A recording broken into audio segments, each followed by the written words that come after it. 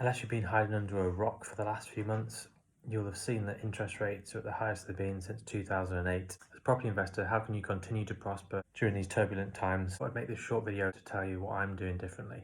Okay, firstly, I'm not panicking. Each of my properties is on a long-term fixed rate, so I always fix at 5 years. I've only got one or two that will need to be refinanced in any given year. So actually this year I've had one that's had to be refinanced and I've had to take a bit of a hit, and it's gone from being about sort of sub 3% interest to being close to 6.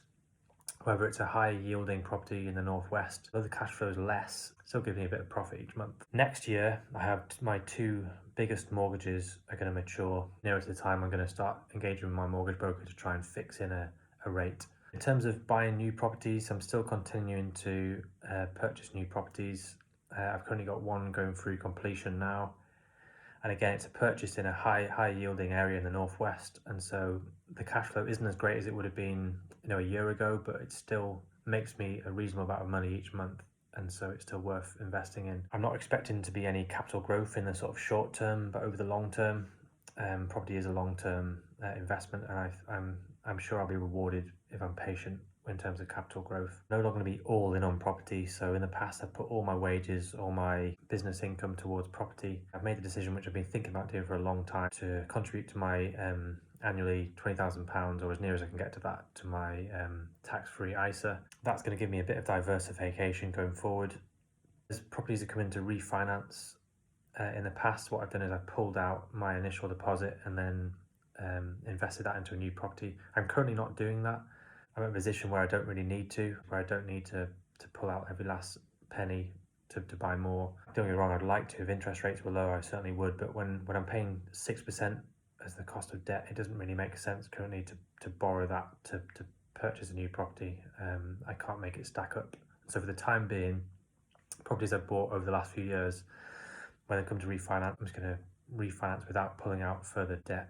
That's going to mean that in the future, hopefully when interest rates do go down, I've got that option to do that in the future, but unfortunately it's going to slow my growth in the sort of short term.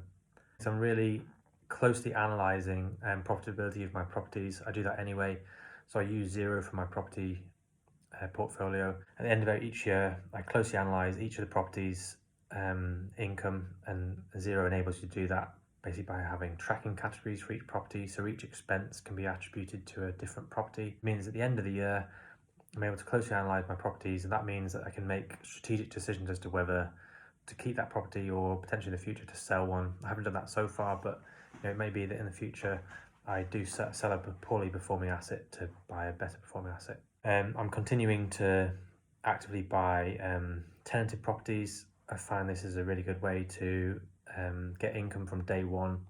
There's quite a lot of due diligence you need to do at the start, but that's all quite achievable. So you can request documentation like the AST, proof that the deposit's being protected.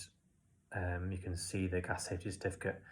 You can see the electrical condition report and the EPC, energy performance certificate, and you can also get the agent and the seller to confirm is up to date with the rent. There is always an element of risk, but you can reduce it to as low as realistically possible through due diligence. And I find at the minute, certainly there's quite a few on the market and no one else seems to be really buying them, so there's not much competition.